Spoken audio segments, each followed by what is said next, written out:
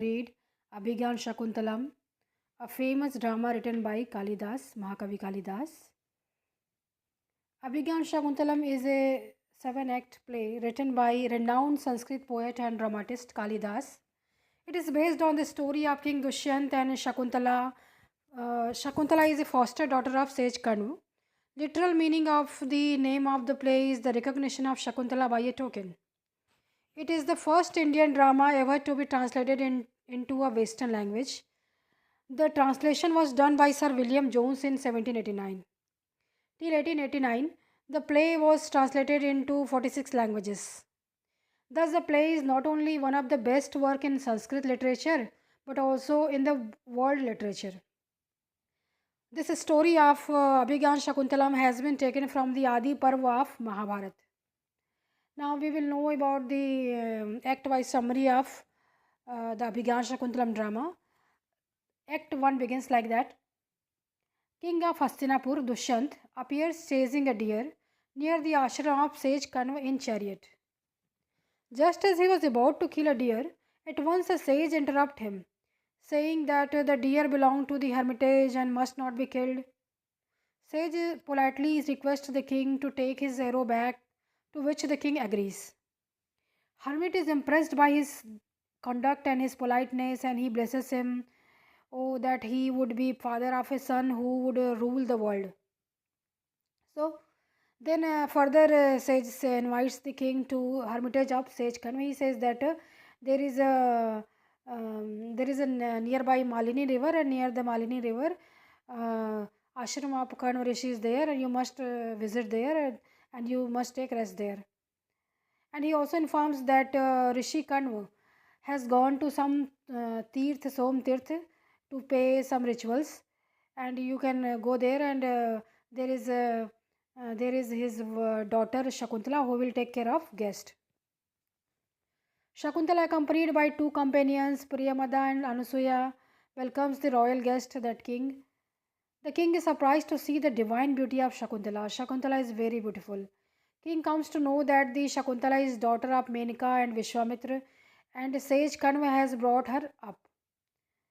And Shakuntala is a Apsara Kanya, so she is very beautiful. The moment he enters the hermitage and spots Shakuntala, he is captivated by her divine beauty and courts her in a royal style. So, this is the first sight love, and Dushyant falls in love with Shakuntala. She is very beautiful, and she want to marry Shakuntala. And Shakuntala also loves Dushyant. She is also attracted by warrior-like quality of Dushyant, and he is very brave, and he is very virtuous king. So she is also drawn towards king. Now Act 2 begins. King admits to the court jester Madhavya. Madhav is like a friend and like a brother to him. That he is in love, he is lovesick, and Shakuntala is very essential to his survival. And he says that he wants to stay there for longer period, so that he can live with Shakuntala for a longer period. The hermit asks, then their hermit comes, and they ask the king to protect their rituals, religious rituals from demons. King agrees to that. King is a virtuous king, so he agrees to fight demons. Shakuntala is seen daydreaming about Dushyant while reclining on flower bed. So Shakuntala is in very much love with Dushyant, and she is all the time thinking about Dushyant. She is reclining in a flower bed, thinking about Dushyant. She had a conversation about it with her friends Anusuya and Primada. That then Act 3 begins. Dushyant is listening to their conversation of Priyamada, Shakuntala, and Anusaya, while hiding in the grove in the meantime. He shows up and admits his love for Shakuntala. The two companions leave the scene, and the two lovers have an opportunity to know about each other.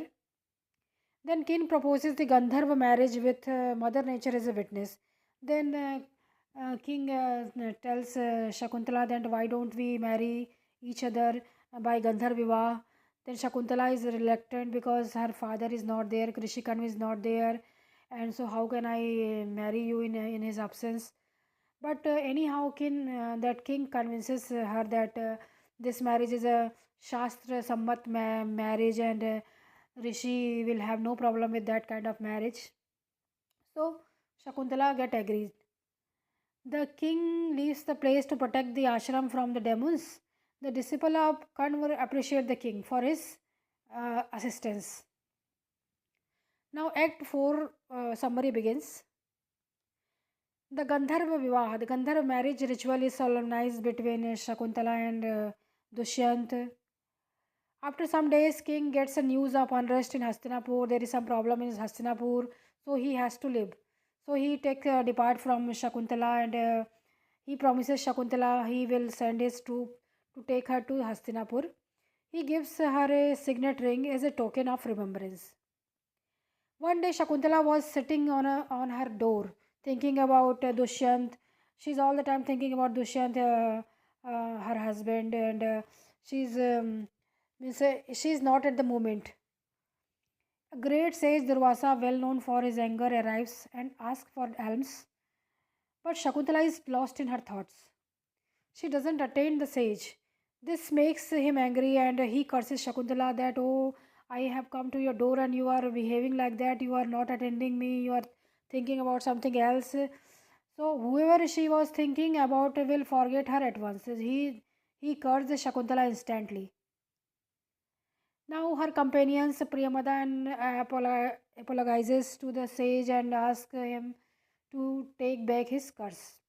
They say that she is such an innocent girl, you must not curse her like that, and she doesn't know anything. She is lost in her thoughts of her husband who is not there. So in this way, Durvasa Rishi relents. At this, Durvasa says that the only cure for Shakuntala is to show the king a token in some ornament like a ring or something that he might have given her. The glimpse of the token will restore his memory, and he will accept Shakuntala and everything.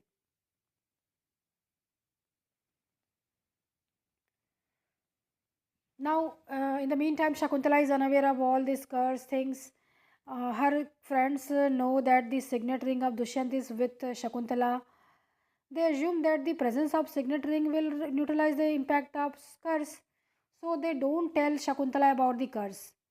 When the sage Karn returns from his journey, he is informed about everything, that how there have been a Gandhar Vivah between Shakuntala and Dushyant, and how he was also fine to know that Shakuntala is expecting a child. Now it's the time to worry. With the help of his spiritual abilities, he visualizes that Rishi Karn visualizes bright future of son of Shakuntala. He approves of his marriage anyway. This marriage anyway. Due to the curse of Durvasa, the king becomes oblivious of this marriage with Shakuntala, and no one comes to ashram to take Shakuntala back. So Shakuntala is there. Now Sage Kanva is a caring father. Sage Kanva makes necessary arrangement to send Shakuntala to royal palace. He they here Kalidas provide a poignant description of departure of Shakuntala when she bids adieu to her friends, deer, pets, and even trees. So Shakuntala is a very nature lover. She is very much attached to the nature around the ashram. So she take adieu from all the inmate or non-inmate things. Sage Khan is deeply pained to see this, but he gives a elderly voice to Shakuntala that how you should be there in your in-laws' house and you must be very polite there and all that advices he give to Shakuntala. Now, now Rishi Khan sends Shakuntala with two rishis and one Guru Mata Gautami to Hastinapur. On her way, she stops to worship by a river, and unfortunately, the signet ring which king has given her slips from her finger and swallowed by a fish. Now, this ring has a very important role in play. The ascetics inform the king. The ascetics who have gone to Hastinapur along with along with Shakuntala, informs the king that sage Kanva has sent them to Dushyant since he has approved of their Gandharva marriage. He is okay with your marriage, and since you are a great king and she is a chaste maiden, and he is very happy with your marriage, and she is pregnant with your baby, you must accept your wife. But Dushyant is bewildered. Under the spell of the curse of Durvasha, king is unable to recognize Shakuntala. Gautami shows him the face of Shakuntala. Look, she is your wife. He is captivated by her divine beauty, but he still failed to recognize her. Now Shakuntala is reminded of the signet ring of Dushyant, but that ring is missing in her fingers. So Shakuntala accuses the king of exploiting her. So means she tried many ways to make him remember that I am your wife. We have this memory and that memory, and we have talked and he she tried many ways, but no way worked. So Shakuntala becomes angry, and Shakuntala accuses the king of exploiting her. The king responds in a very bitter way, and he also says that these things are all just misgivings, and I have not married you, and you guys are just telling me lies, and I don't know what you are telling, and all that. So the ascetics try their best to pursue the king, but no use. The ascetics and Gautami leaves the Shakuntala and departs. So they are not going to take Shakuntala back to the ashram of Rishi Kanva. They tell that you must, this is your husband's house, and you must live here with your husband, and we are going alone, and you must take care of your husband and all that. But Shakuntala weeps and moans. Shakuntala is abandoned by her companions, who declare that she would remain with her husband. Then they return to the hermitage, and Shakuntala is very mournful. She very well know that ashram doesn't belong to her, and this royal palace is also not her. And so where should she go? She's very much depressed, and she not belonging anywhere, is the feeling of not belonging anywhere comes to her mind. A court priest convinces the king at the time the a court priest convinces the king to allow Shakuntala to stay in the palace until she gives birth, so that her son can be examined for the marks of the royalty. Now there is a priest, and he is a royal priest, so he says that king, you have been blessed for by some astrologer that you will be you will become father of a great son. So you must check that that son coming son of Shakuntala is that virtuous or not. If he is not virtuous enough, then we can send her back to Kanvu Rishi. Otherwise, you can accept her. King also agrees to this proposal, and Shakuntala goes behind priest. Then after some time, that priest comes running and says that some miraculous thing has happened, and their light came from heaven, and that divine light took Shakuntala with her with itself. The king is shocked to see this, shocked to know all about this.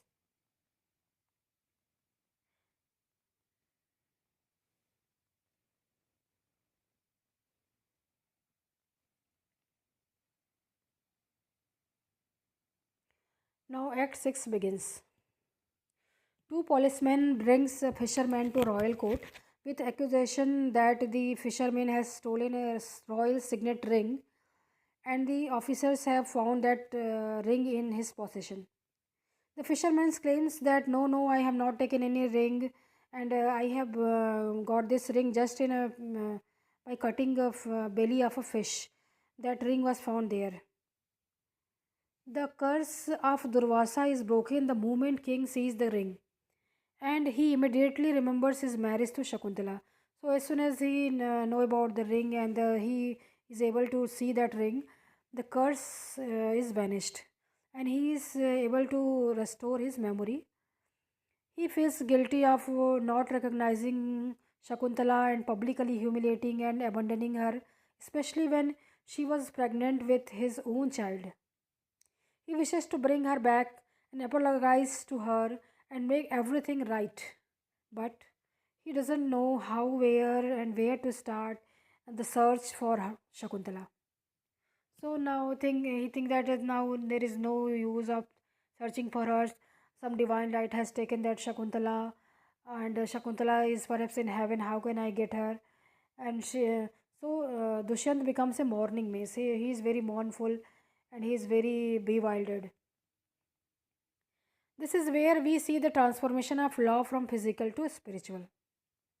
Dushyant is also aware of his childhood state.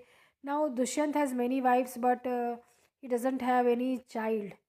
So, he is very much worried about his who will be his heir for the throne, and all the stress of thinking about Shakuntala and about the throne and about childless condition of himself causes him to fall unconscious. He faints. Then the charioteer's Sarathi of Lord Indra, the name is Matali, arrives there, and from heaven to take Dushyant to battle with the demons. He comes that there is some demon called Kalnemi who is troubling in heaven, and so you must assist God in that fight. So Dushyant is a warrior, so he instantly agree for that. Dushyant at once leave for heaven to fight with the mighty demon Kalnemi and assist gods. The king Dushyant is asked to defeat an army of asuras, the demons, and he is awarded by Indra with a journey through heaven. Now, Act 7 begins. After 6 year battle with demons, Dushyant comes to ashram of sage Marichi. There, Dushyant meets a small boy, the boy playing with the child of lion. He instantly feels drawn towards the child. The two ladies attending child on seeing Dushyant ask him to help them to pursue the child to leave the cub alone and must not play with that cub. But the child doesn't listen and says that he is not afraid. His name is Sarvadaman. He is not afraid of anything. The child is wearing an amulet, and no one other than his parent and sage can touch the child. If done, if somebody is touching that child, the amulet would turn into poisonous serpent and it will bite the person.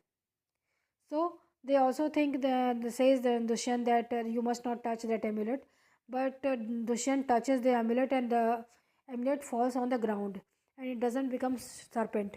So they think that the attendees think that he must be his father because that amulet has not become serpent. And Dushyant notices the resemblance, very close resemblance between him and the child. He comes to know that the child is of Puru race and his mother name is Shakuntala. He is then sure of the child of as his own. Shakuntala comes searching her child Sarvadaman. The name of the child is Sarvadaman and Shakuntala comes, Sarvadaman, where are you? Where are you? And now seeing Shakuntala, King Dushyant is very happy, but Shakuntala at first doesn't recognize Dushyant. Means she never thought that Dushyant can come to that Rishi's ashram. Now King Dushyant falls to Shakuntala's feet and asks for her forgiveness and also asks her to come back to him with their child. Shakuntala forgives him after many, many time, many requests, and they both go to see Sage Marichi and seek his blessings. The sage tells him of Rishi Durvasa's curse and thus frees him of his guilt. The sage Marichi and his wife Aditi blesses the two and with their child Saradaman and gives them their love and blessings. Thus the play ends on a happy note. The play ends with the prayer of Lord Shiva. So this was the story of Abhigyan Shakuntalam. This is a very famous play, and Kalidas has been compared to with Shakespeare for writing such a great play. So you must read this play. And I hope you like this video, and if so, just like and subscribe this video. Thank you.